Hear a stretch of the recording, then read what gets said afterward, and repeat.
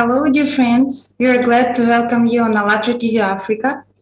We continue meeting with different bright individuals from all over Africa and ask an opinion about the recent unprecedented international conference, Global Crisis. This already affects everyone. The conference was held on July 24th, 2021 on the platform of ALLATRA International Public Movement and was simultaneously translated into 72 languages, including sign language. This event was organized by volunteers from more than 180 countries who understand the seriousness of situation in the world and who proved that united people can do everything. My co-host today is Serge from Dubai. Hi Serge, how are you today? Hello, Olga. Hello, everyone.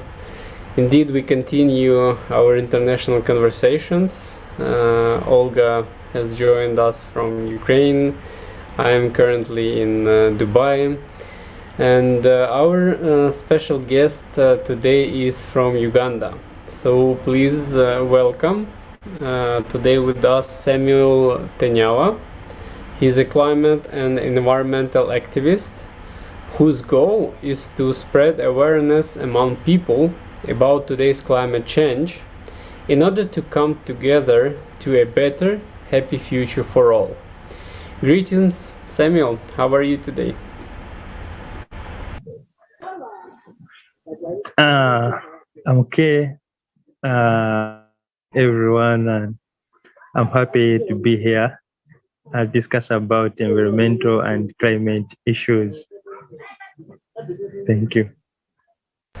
We are glad to have you with us. Thanks for reaching out and joining. So, can you please share with our viewers how did you hear about Creative Society and why you decided to click the red button join on ALLATRA Unite's website?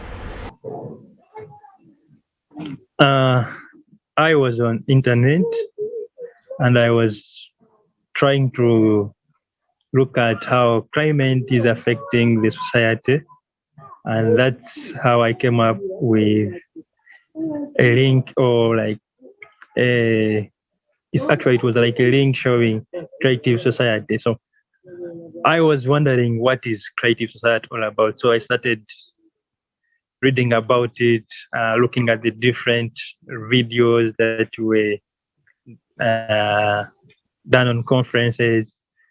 And when I was still doing that, I realized what I was also doing in climate awareness and environmental activities was really in line with Creative Society. So I had to look all possible ways of getting into, like, joining. So as I was scrolling down, I had on the website I saw a possibility where I can do the joining from. So I had to fill in my initials, the emails, and the different. Actually, it was like a form where I had to fill in, and that's how I joined into Creative Society. Yeah. Thank you so much, and it's very interesting. And thank you for joining. And could you tell us a little bit about yourself? How did you become a climate and environmental activist, and why?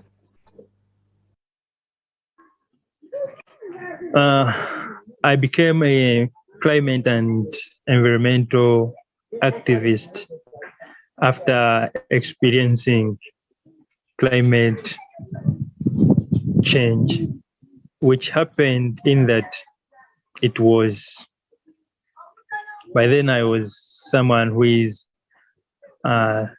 7 years, around there, 5, 7, but I didn't realize that it was really climate change that was happening. It happened in that we are subsistence farmers who basically look at growing food for home consumption.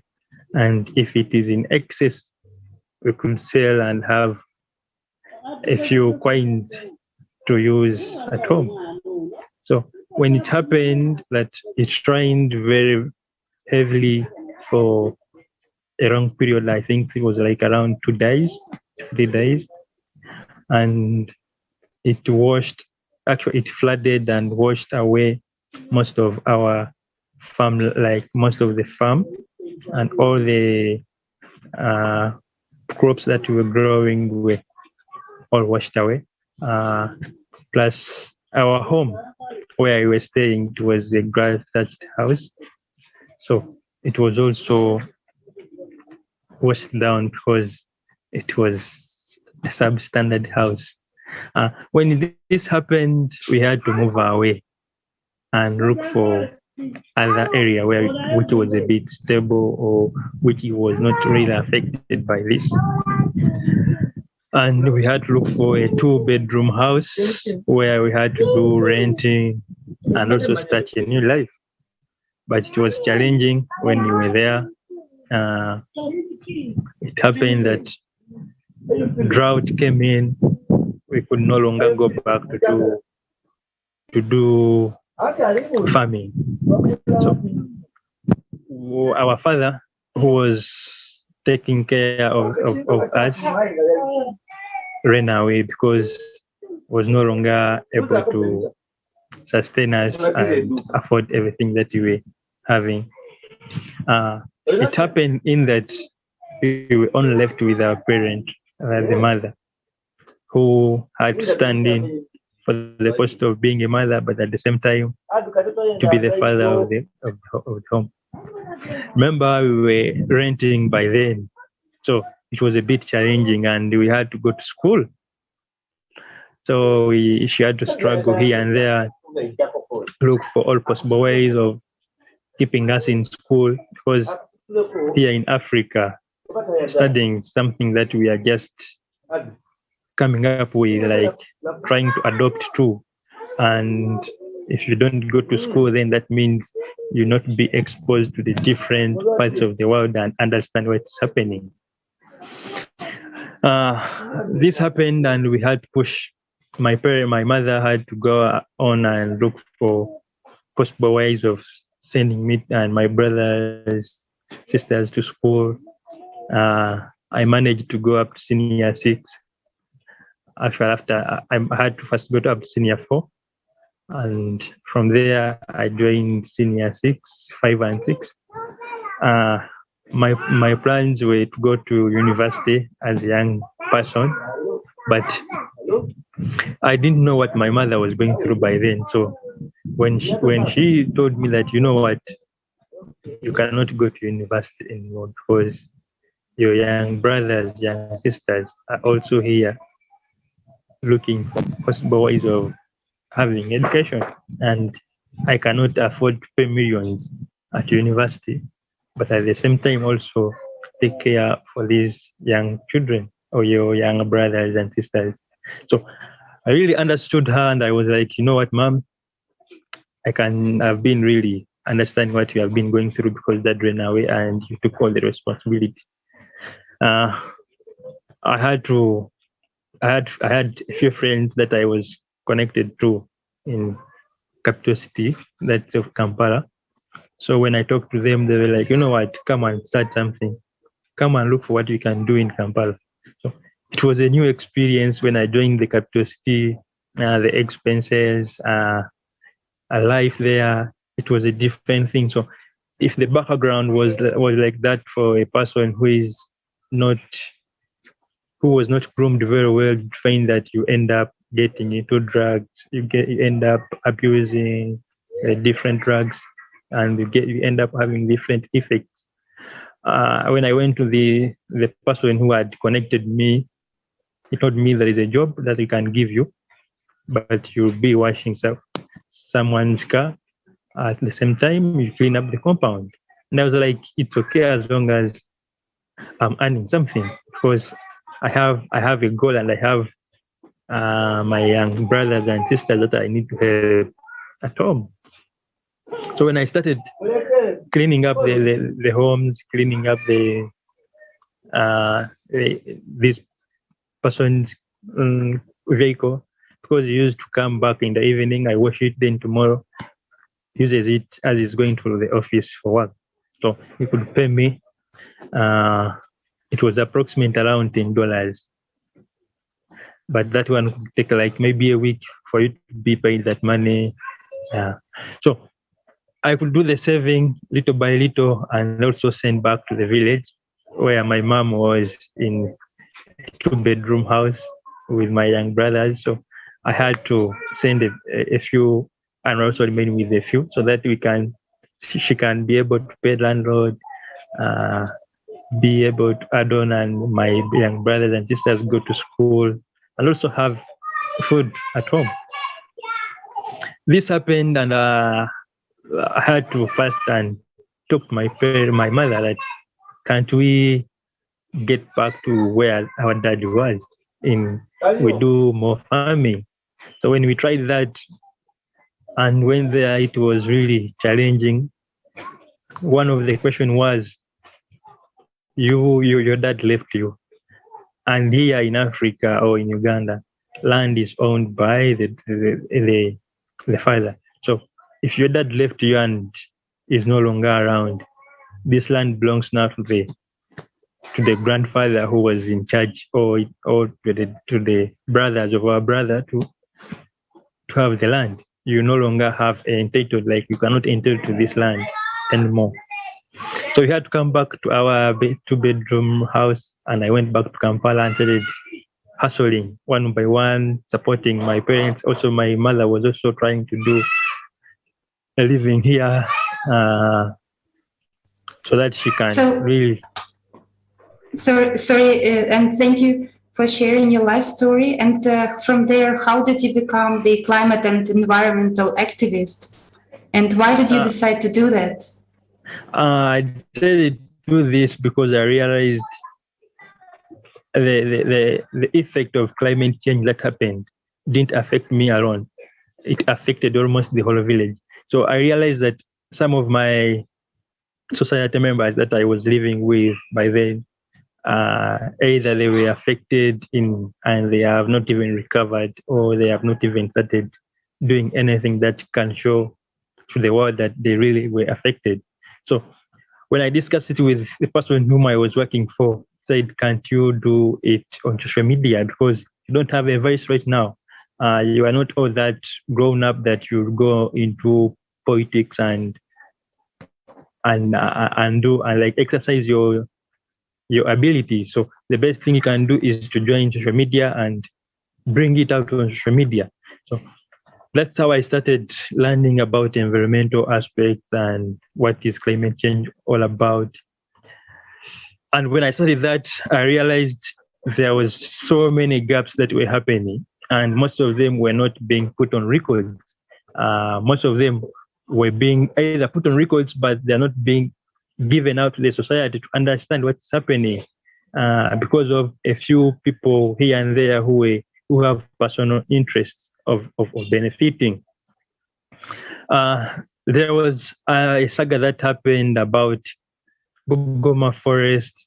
Another one was about Lake Victoria. So I started talking about the one for Bugoma Forest that was about selling it away so that it can be used as an area for sugarcane growing. So when I came out and started with my friends talking about Bugoma Forest, it really caught very many people's attention, because we were looking at Bugoma Forest and vis-a-vis sugarcane growing. What could be the most appropriate part to protect? Is it the forest that has been there for more than 100 years, or sugarcane growing that is just going to start? We realized that the forest had very many biodiversity life, and it was needed to be protected more than the sugarcane growing. So when we came out and started doing the advocates about it, talking about saving Bugoma Forest, it happened that we were arrested and had to go to jail for some few days. It happened that for them, they were trying to intimidate us, since we are young people who are energetic and we are fighting for climate change and climate justice, and we want climate action to start now. So it happened that I was taken to jail with my friends. my phone was taken. Photos that I had taken from different environmental degradation activities were also destroyed from my phone, and it was really a different situation. By then, I'd never been in jail, and it was my first time, so it was a difficult experience there. What happened is that we later realized that politicians were behind this because they were interested in getting money. Because if there is any investor who wants to invest in Uganda and someone wants to be given the approval of doing the environmental degradation plan, either to put there an industry, put there an investment, you find that it is easy to welcome them, but they don't consider the fact of what is the impact of the present environmental aspects and what could be the challenges. But they are interested in having money than understanding the society beneficiaries. This really pushed me, and I was like, if I'm taken to jail and for the good cause of the different people, that means there are very many thousands of people who are being intimidated. And this really made me not to stop. I started pushing for bigger ambitions, and so that we can really give out the platforms to the different people, so that they can have a voice towards saving nature, a voice towards having a society that people can live in and they are happy. It happened, but the policemen were like, you know what? If you don't stop posting on your social media platforms about environmental issues that are showing the different aspects of degradation, your Twitter account will be closed, your Facebook account will be blocked for good. But I was favored that it wasn't blocked for that. And my friends that I was working with or that I were doing with, their accounts were temporarily blocked because for them by then they had a very big following on Twitter, Facebook. So their accounts were a bit blocked, and then after having approached, like applying to Twitter account and Facebook handlers, they were told that it's not by Twitter who did that or Facebook, but it was within Uganda that had the different officials who have like they're the ones who had blocked them for a few reasons. So later they were given back their handles, and currently we are pushing on story by story. Yeah. Thanks for sharing, Samuel. Indeed, the climate change, the global climate change issues are really serious nowadays, and as Olga mentioned in the beginning, there was a huge international conference on July 24th. Global crisis, this already affects everyone, and I will remind our viewers that it was translated by volunteers into 72 languages, including sign language. So let's watch a short video.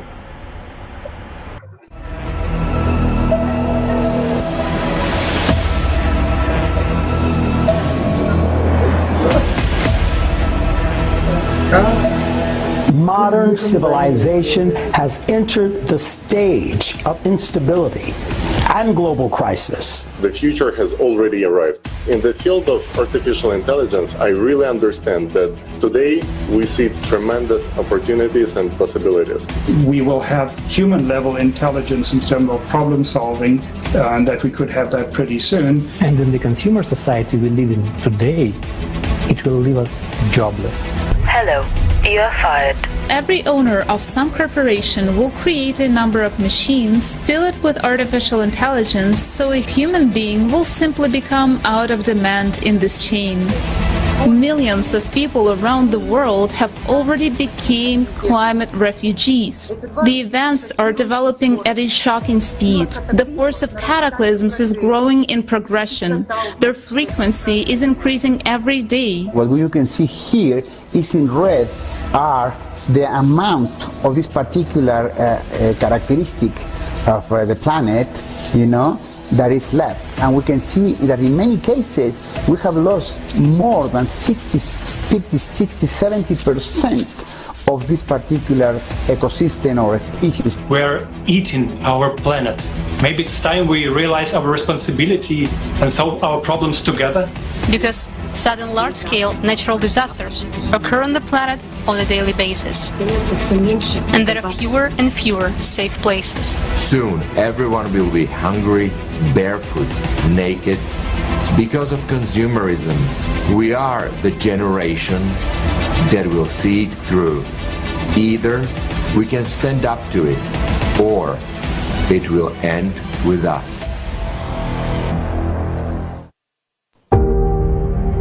180 countries on the platform of ALLATRA International Public Movement. It is broadcast live on thousands of YouTube and other streaming channels. Moreover, thanks to volunteers from around the world who understand the importance of this event, the conference is simultaneously translated into 72 languages. The main value in a creative society is human life, the life of your children, your loved ones. Only together can we find solutions. And we all want peace and happiness. And together we can create this world.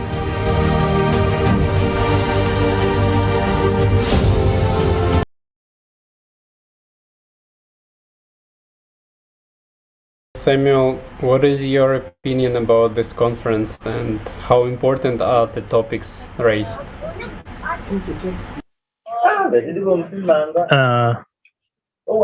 About this conference is really nice, and I really believe that most people should come on board and work together so that we can have the best out of. I find that most people here in Africa are not having that, not given the opportunity to exercise their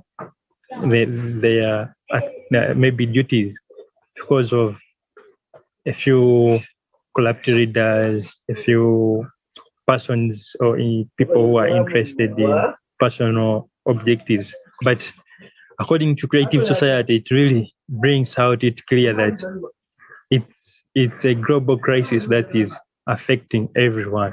So that means even if that person is interested in personal benefits, one time or the other, all the benefits that is earning today will be washed away by climate change. So we need to come together as youth, as leaders, as doctors, in all different categories and different aspects, understand climate change and what could be the solution that we can do as one group.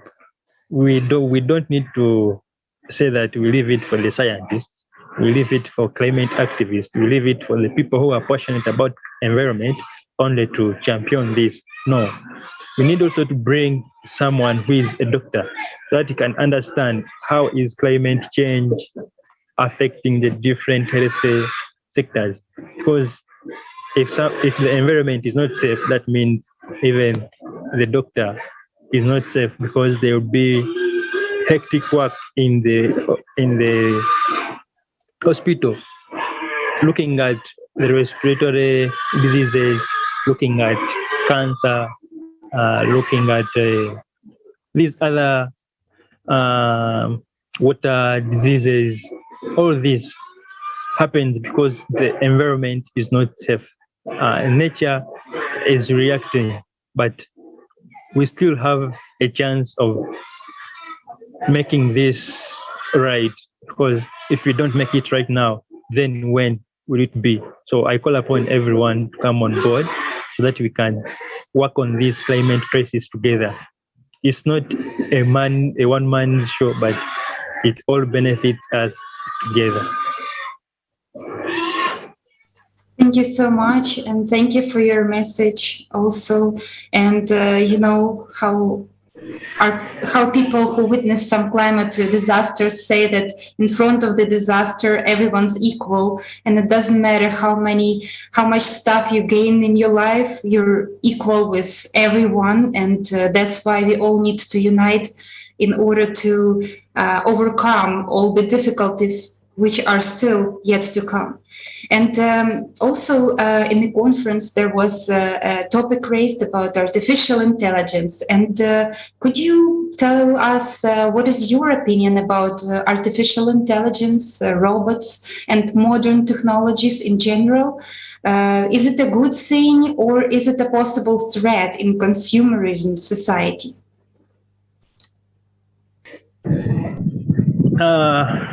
For the artificial intelligence, I really have a few areas that I would give a credit, and then other areas I really love to know more about it. But what I can start with is artificial intelligence in line with employment. It will perfectly perform the best that we need, or perfectly do the mistakes that human beings are doing in the different jobs. But the challenge would be every day we are producing, every day we are educating the children, every time we are investing in our children to have education so that they can have a job here and there. So if we bring in the artificial intelligence to handle what our children or what our future children are to study for, that means we are going to create unemployment, though it's already happening right now, and there is a bigger unemployment. So if we bring in more artificial intelligence, we shall create more unemployed people in the country. And then it will also lead to laziness somehow, in that there is someone who will come and wake you up because of the artificial intelligence. Will tell you, you know what, it's time wake up. You know what, it is time go and have food. And when you reach on the table, you don't even need to do an activity, but the artificial intelligence will feed you. So all that will lead to a very different aspect. But at the same time, I would look at artificial intelligence in line of, if we increase on the technology and consider the aspect of green technology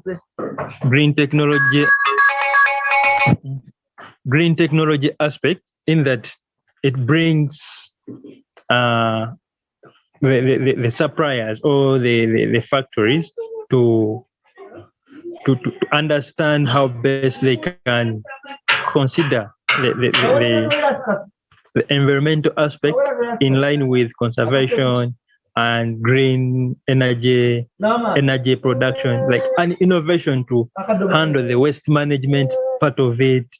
So that one brings in the green production chain link, so that it can help in saving nature.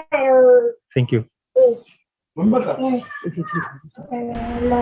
Thank you, Samuel, for sharing. Indeed, nowadays probably already everyone had noticed the consequences of global climate change, and our planet has entered a certain cosmic cycle which causes serious changes in the sun activity and in the activities on Earth. And inevitable global cataclysms now had synchronized all over the world, and that we can clearly see everywhere in each country. And nature does not choose between rich and poor. And in addition to global cataclysms, we, human beings, make things even worse by killing and polluting the planet ourselves. We cut forests, pollute oceans, keep throwing garbage everywhere. And another major issue of today's civilization is ecological crisis. Let's watch a small video.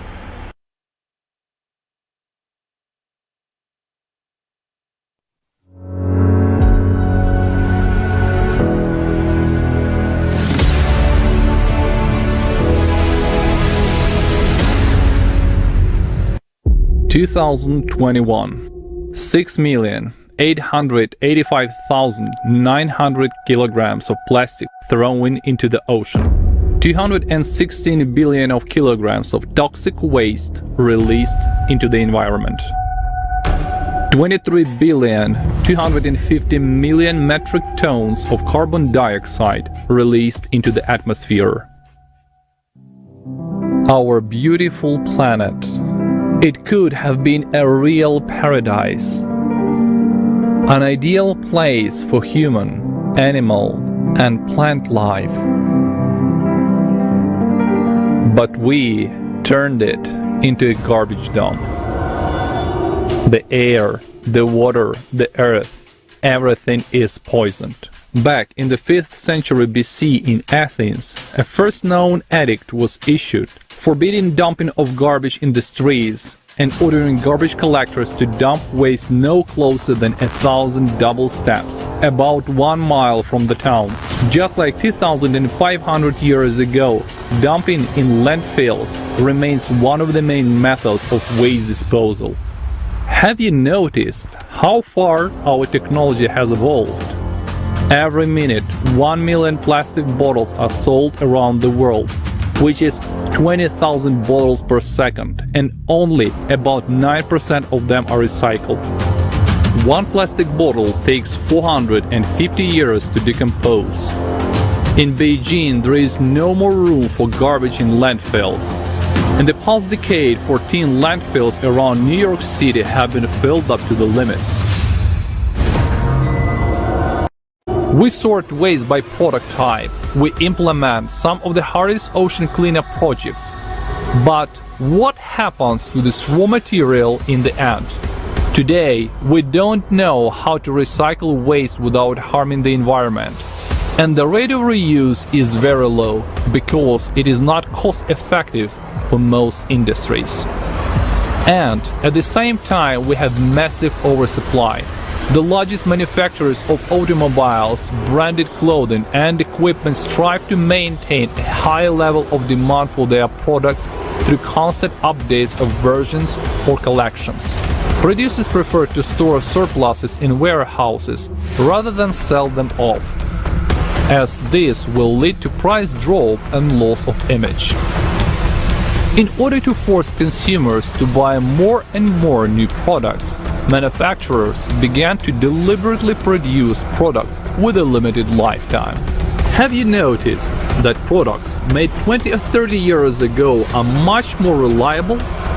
Have we really lost the ability to make high-quality products? No, it's just not profitable anymore. We consume more and more without noticing that soon we'll be buried under our own garbage.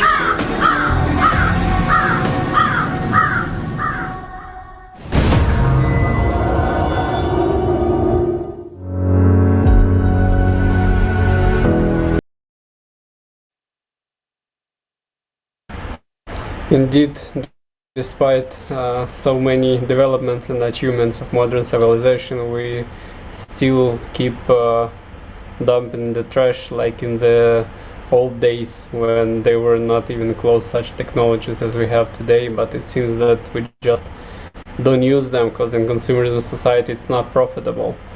Samuel, I remember you told me as well that there is an issue in Uganda with garbage and other ecological issues with plastic and so on.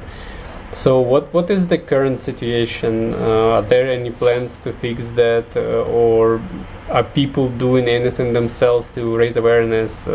Does the government do anything? What's the situation?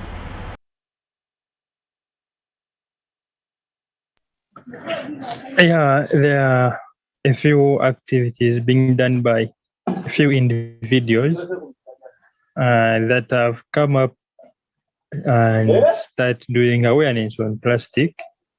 But still, you find that there is a lot of plastic that is being deposited into water bodies, into forests, into landfills, and all this happens, and there is nothing like like making a documentary on it, because the first thing you'll be given is, if you are a media company doing a documentary on plastics, or how is plastic affecting the environment and who is responsible for the plastic, they will ask who is funding the project. Second, they will ask, as media, where are we benefiting from? And third, you'll find that the government officials will threaten the media house in that they cannot do anything, because they will tell you that their hands are locked up if they do a project like that to make awareness on plastic, and who is responsible, where it's coming from, whose government official office is directly connected to plastic pollution. You'll find that the officials will threaten the media house in that either they will cancel their license of operation, or they'll cut them off from air. So that's happening. And when you look at rivalries in Uganda, if our viewers can really just try to Google about rivalries, the current status, and look at the different photos, you'll find that the river is no longer flowing water, but it's only plastic that is flowing. So, and if there is any heavy rain that comes in, you find very many plastics that come in. But what the government doing is that it's only having laws, policies that are not really being implemented. They have good laws, but they are not being implemented on ground. What is challenging in this aspect of environmental and plastic awareness or collection is that very many people are looking at, where do I benefit from if I'm doing the garbage cleaning? So you find the government has given it a free will that anyone can do garbage collection, but the government is not really concerned about doing its part in this. So you will see like a company like Coca-Cola, company like Pepsi-Cola, Renzori, and other big companies. What they can do is to advocate for proper disposal of waste and end there. They're only talking, but they're not acting on ground. You find that even if you bring in the proposal and say, we need to do a community cleanup because we need to live in a very good community society that everybody would love to be happy with, these companies will say, we are not only dealing with the government, we cannot deal with individuals. And yet the individuals are the ones who are being affected by the plastic. So it's really challenging, and you find that the few youth that have come up cannot do much to collect up all the waste that is happening. What we can only do is to make a few awareness here and there, and also call upon the different government officials to come on board. And then another thing that I would really need to stretch out is the global north has really done more impact on the climate issues, our climate crisis that is happening in the global south. How there are most of the waste products that they have in their area or in the global north is being brought this side as second hand. So when they bring all that, it becomes a waste because you may use it for only a period of 1 year, 1 month, 6 months, and then it becomes a waste. So we need also to look at that aspect and understand that we need to invest much in pollution control. We need to see how best can we bring the different entities, the different individuals, the different investors, so that they can also come on board and support the different individuals, communities, how best they can handle plastic, different garbage collection centers, innovations on ground, so that the people within the communities are the ones to benefit. Because you cannot bring a project and say, I'm going to give 10 billion US dollars to Uganda to do plastic management. But if you say I'm going to give $1,000 to a community or to an individual who is good at making innovations on plastic, who is good at making conference, collecting people so that they can understand the effect of plastic, who is capable of doing documentations on plastic so that the world can see.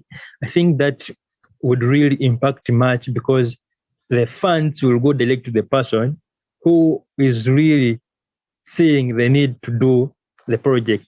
But if we say that we are giving it to the government, it has a long process it will take, and in that process, it will meet the different government officials who will say, let us first cut off this percentage, we shall bring out this percentage, and what we can do is to get someone who will do a best documentation and submit to the funder. And yet what we are looking at is to bring out the best. Thank you so much. I'm sorry to interrupt you, but Olga has some more questions before we will finish, because the time is running out very fast. Olga, please. Yes, thank you. Thank you very much for what you said. And I really think it's the responsibility of each person to understand that doesn't matter what status you have, and you also living at this planet, you also breathing with polluted air, you also have bad water, and your family and your loved ones. So really people with more power have just more responsibilities, and sometimes they say we can't do anything because they don't understand that they also living at this planet, and it also affects them, their families, their loved ones, their friends. And if they would understand this, maybe they would find the way to do what they can. And I actually, yes, you mentioned that you're striving for a happy future for all. And how does it look like, the future you striving for? And tell us your vision of creative society. The future I'm looking at is a future where everybody can have access to education, a future where everybody can have access to medical services, and a future whereby everybody is living in a life that is sustainable, a future where our nature is coexisting with human race, a future whereby all the activities that are being done on planet Earth can give back to the planet Earth, but at the same time, the planet is also giving back to us as human beings. So that's where my view or my future is, and I look at bringing more youth on board so that they can call upon the different entities and different leaders, different investors to come on board so that we can have the future being achieved as a society or as a bigger community, so that everybody can benefit in one way or the other. Yeah. Thank you so much. Thank you for your vision, for your opinion. And thank you so much for today's conversation. It was great. It was very inspiring.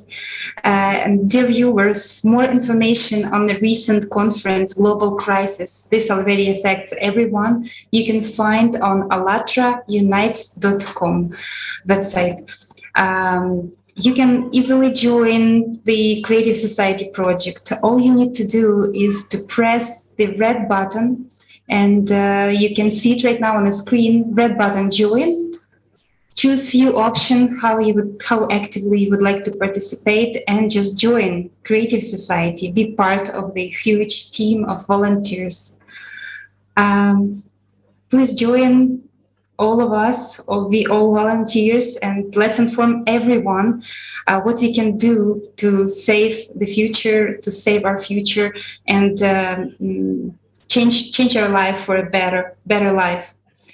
And it's all very important for all of us to share this conference we were discussing today to our friends and relatives and acquaintances and so on, for more people to find out the truth about what crisis the humanity is going through right now. And this is a life-saving information that everybody should know. And I'll be inviting everyone to discuss it on our broadcast. And you can just contact us easily with the information you can see in the description to this video, email or send a message. Anyway, just let us know that you want to be part of it, part of the discussion. And in the end of the day, only together, united as one family, we can pass through these challenging times of global cataclysms. And thank you again, and see you soon on ALLATRA TV Africa. Thank you, Samuel. Thank you, Olga. Dear viewers, bye-bye. And bye-bye.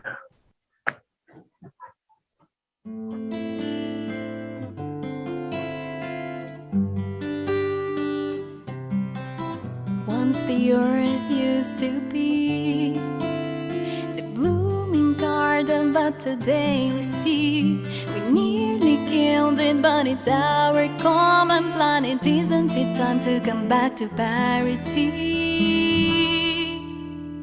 We are humanity. What is technology leading us to? Robotization in a consumer society lead us to workless men on wild streets. What are we here for? Our planet can't cope anymore, and today we are at the edge, feeding a greediness which never ends. What are we here for? To destroy or to create a better world? They've been separating us for a long time. It's time to stop and see humanity cry.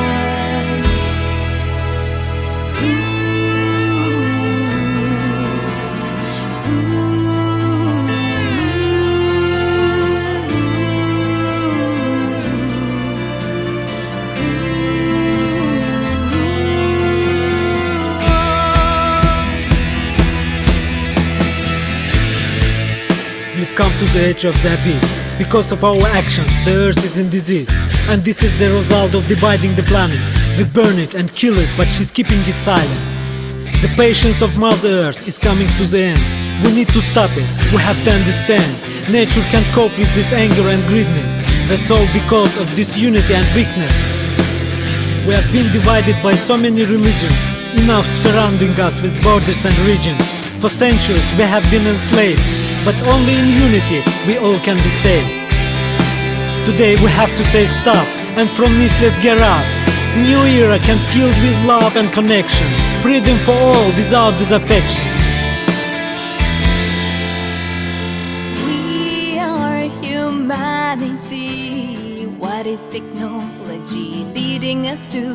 Robotization in a consumer society will lead us to workless men on wild streets. What are we here for? Our planet can't cope anymore, and today we are at the edge, feeding the greediness which never ends. What are we here for? To destroy or to create a better world? They've been separating us for a long time. It's time to stop and see humanity cry.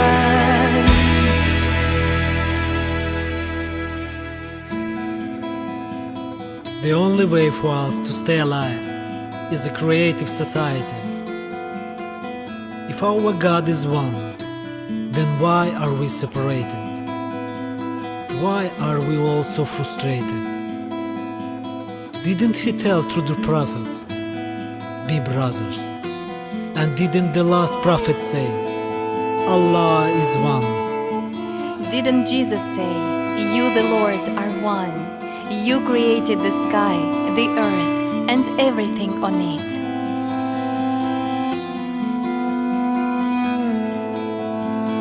وإلهكم إله واحد لا إله إلا هو الرحمن الرحيم.